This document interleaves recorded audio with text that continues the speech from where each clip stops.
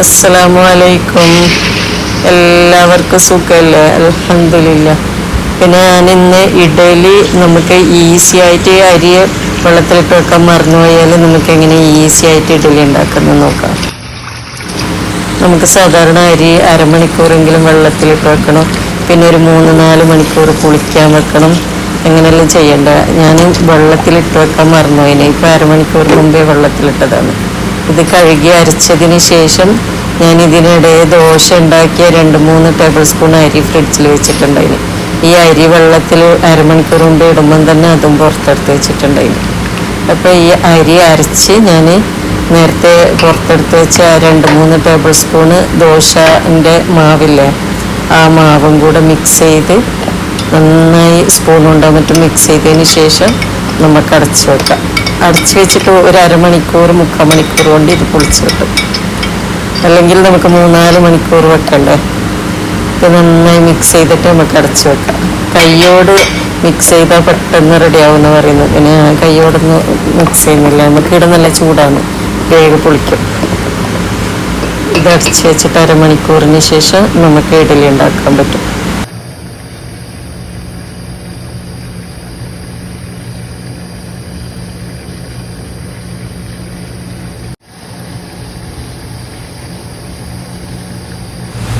അങ്ങനെ ഞാൻ അരമണിക്കൂർ അരച്ച് വെച്ചിട്ട് ഇപ്പോൾ അരമണിക്കൂർ കൊണ്ട് റെഡിയായി. ഞാൻ ഇഡലി ഉണ്ടാക്കിയത്.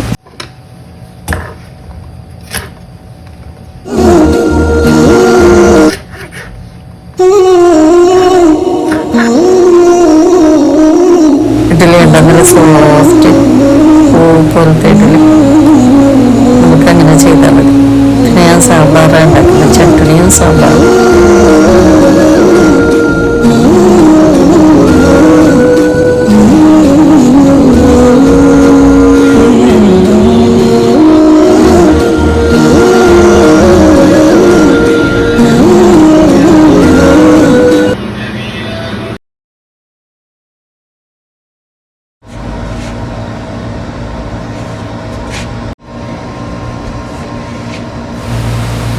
അങ്ങനെ നോമ്പും പെരുന്നാളുമായിട്ട് 2 ദിവസം അലക്കിയിട്ടില്ല. അതിന് മുമ്പത്തെ ദിവസമല്ല, നോമ്പിന് മുമ്പേ നമ്മൾ ഭയങ്കര തിരക്കായിരുന്നല്ലോ ക്ലീനിങ് എല്ലാം.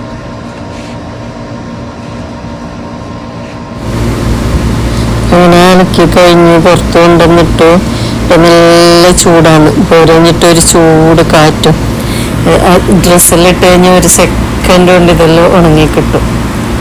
നാട്ടിൽ നല്ല മഴയല്ലേ. എങ്ങനെയൊന്നും എടുത്ത വിശേഷങ്ങൾ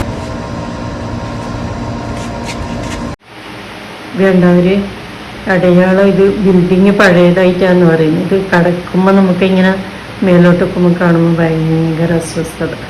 അതുകൊണ്ട് ഞാൻ ഇത് മൊത്തം ഒന്ന് കഴുകാന്ന് വിചാരിച്ചു. നല്ല തിളച്ച വെള്ളമുണ്ട് ഇപ്പോൾ പൈപ്പിൽ. അത് നമ്മളെ ബെഡിൻ്റെ നേരെ മേലായോണ്ട് കിടന്ന് കാണുന്നത് കൊണ്ട് ക്ലീൻ ചെയ്യാന്ന് വിചാരിച്ചു. ഞാൻ വെള്ളം അടിച്ചു കൊടുത്ത് മോന് അത് സോപ്പ് സ്പോഞ്ച് യൂസ് ചെയ്തിട്ട് നല്ലോണം തുടച്ച് കഴുകി. മോന് അത് കഴുകിയത് കാണിച്ചിട്ടില്ല ഞാൻ. അങ്ങനെ വെള്ളം ഒഴിച്ച് ക്ലീൻ ചെയ്തുകൊണ്ട് തന്നെ ഫ്ലോറിൽ മൊത്തം വെള്ളമായി. പിന്നെ വീട് മൊത്തം ഇതുപോലെ വെള്ളം ഒഴിച്ച് ക്ലീൻ ചെയ്ത്. ഞാൻ ഇതാദ്യമായിട്ടാണ് ഇങ്ങനെ വെള്ളം ഒഴിച്ച് ക്ലീൻ ചെയ്യുന്നത്. സാധാരണ ഞാൻ വേസ്റ്റ് മാത്രം ഒന്ന് ഒഴിച്ച് കൊടുക്കാറുണ്ട്. ഇതുപോലെ വെള്ളം ഒഴിച്ചിട്ട് മൊത്തം ക്ലീൻ ചെയ്തു.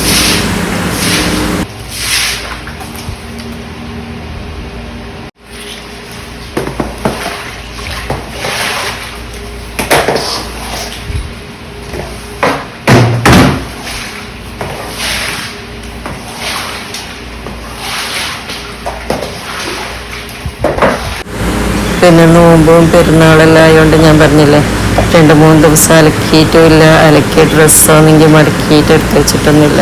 അങ്ങനെ കുറേ ഡ്രസ്സ് അലക്കിയത് മടക്കി വെക്കാനെല്ലാം ഉണ്ടായിന്. അതെല്ലാം മടക്കി വെച്ചു. കബോർഡെല്ലാം ഒന്ന് ക്ലീൻ ചെയ്തു. അബായ തേച്ച് വെക്കാനുണ്ടായിന്. ഞാൻ അബായ അലക്കിയ അന്നേരം തന്നെ തേക്കും. അല്ലെങ്കിൽ നമ്മൾ എവിടെയെങ്കിലും പോകാനൊരുങ്ങുമ്പോൾ ഇങ്ങനെ തേക്കാൻ നിന്നാൽ തിരക്കായിട്ട് തേച്ചാൽ ശരിയാവില്ലല്ലോ. അതുകൊണ്ട് ആദ്യം തന്നെ അലക്കിയ പാടന്നെ തേച്ചിട്ട് എടുത്തിട്ടു. പിന്നെ പണിയില്ലല്ലോ, വേഗം എടുത്തിട്ടിട്ട് പോവുകയല്ലോ വേണ്ട. അങ്ങനെയെല്ലാം അലക്കി ബാക്കിയതെല്ലാം മടക്കി വെച്ചു, അപായ തേച്ച് വെച്ചു. പിന്നെ ഇതെല്ലാം ക്ലീനായി കേട്ടോ.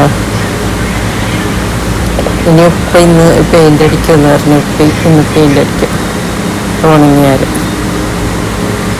ഈ ബിൽഡിങ് പഴയതാകുന്നതുകൊണ്ടാണ് അതങ്ങനെ ഒരു മണ്ണ് പോലെ, നമ്മളെ നാട്ടിൽ ചെതൽ പൊന്തിക്കലില്ല അതുപോലെ ഇങ്ങനെ പൊടി മണ്ണ് ഇങ്ങനെ വന്ന് ആ സൈഡിൽ നിൽക്കുന്നു. മറ്റൊന്നുമില്ല, ഒരു മണ്ണ് പോലെ ഇങ്ങനെ കഴുകുമ്പോൾ ഇങ്ങനെ മണ്ണ് ഒലിച്ചു പോകുന്നു. എനിക്കൊന്ന് ആ മേലത്തെ വീട്ടിൻ്റെ വാഷ് ബേസിനകത്ത് അതിൻ്റെ നേരെ ആയിരിക്കും, അതായിരിക്കും ഇങ്ങനെ മണ്ണ് പോലെ കാണും. നമ്മൾ കുറേ വർഷമായി സൗദിയിൽ നിൽക്കുന്നത്, ആദ്യമായിട്ടാണ് ഇങ്ങനെ മണ്ണ് പോലെ കാണുന്നത്. ക്ലീൻ ചെയ്തു. ഇനി ഉപ്പ് പെയിൻ്റ് അടിക്കും ഇൻഷാ അല്ലാഹ്. ഇങ്ങനെ വീട് മൊത്തം ക്ലീൻ ചെയ്തു. ഡ്രസ്സ് തേക്കാനുള്ളത് തേച്ച് വെച്ചു, മടക്കി വെച്ചു. കബോർഡെല്ലാം ഒന്ന് ജസ്റ്റ് നേരത്തെ ഫിഷ് എടുത്ത് പുറത്ത് വെച്ചിട്ടുണ്ടായിന്. കറിയും ഫിഷ് കറിയും പത്തല ദോശ അങ്ങനെ എന്തെങ്കിലും ആക്കാമെന്ന് വിചാരിച്ച് നോക്കുമ്പോൾ ഈ പണിയെല്ലാം ഒരുങ്ങി നോക്കുമ്പോൾ നമുക്ക് ആകെ ടയേർഡായി. എന്താ ഈസി ആയിട്ട് ഉണ്ടാക്കാം, ഫിഷ് കറി എന്താ ഈസി ആയിട്ട് ഉണ്ടാക്കാമെന്ന് വിചാരിച്ച് ഇങ്ങനെ ആലോചിച്ചിരിക്കുമ്പോൾ ഉപ്പ വന്നിട്ട് പറഞ്ഞ് എൻ്റെ അനിയൻ വരുന്നുണ്ട്, നമുക്ക് ഇന്ന് ഫുഡ് പുറത്തുനിന്ന് കഴിക്കാമെന്ന് ഡിന്നർ. അങ്ങനെ കേട്ട പാതി കേൾക്കാത്ത പാതി ഞാൻ ആ ഫിഷിൽ ഉപ്പ്, മുളക്, മഞ്ഞൾപ്പൊടി ഇവയെല്ലാം മിക്സ് ചെയ്തിട്ട് ഒരു ബോക്സിലാക്കിയിട്ട് ഫ്രിഡ്ജിൽ കൊണ്ടുവച്ച് വീണ്ടും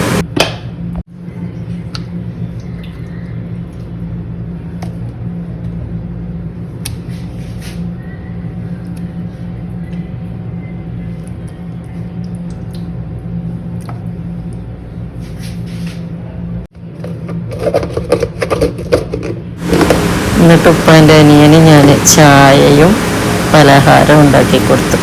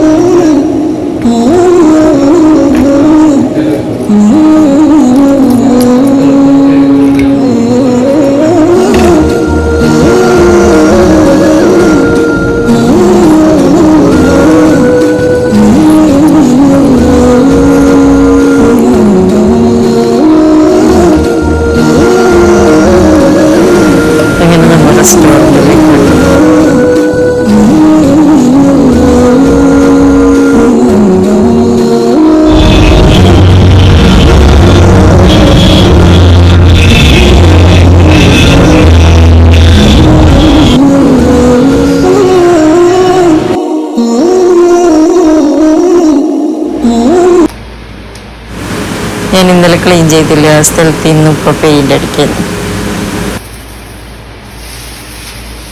ഇന്ന് മോൻ്റെ ഫ്രണ്ട് വരുന്നുണ്ട്. പെരുന്നാൾ ലീവാകുമ്പോൾ ഇങ്ങനെ ബാച്ചിലേഴ്സ് ഒക്കെ ഫാമിലികളടുത്ത് വന്നുകൊണ്ടിരിക്കും.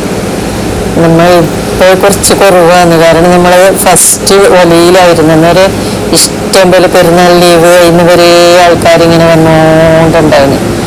പിന്നെ മട്ടൻ ഇഷ്ടം പോലെ കൊണ്ടുത്തരും. വലിയ കട്ടയുടെ മട്ടനാണ് കൊണ്ടുത്തരുന്നത്. നാട്ടിലുള്ള ബീഫ്, ഇവിടെ ബീഫ് അങ്ങനെ കൊണ്ടുവരത്തില്ല. ഇഷ്ടം പോലെ മട്ടനെല്ലാം കൊണ്ടുവരുമായിരുന്നു. ഇപ്പം നമ്മൾ കുറേ ദൂരമായി, ഇപ്പം അങ്ങനെ ആൾക്കാർ വരത്തില്ല.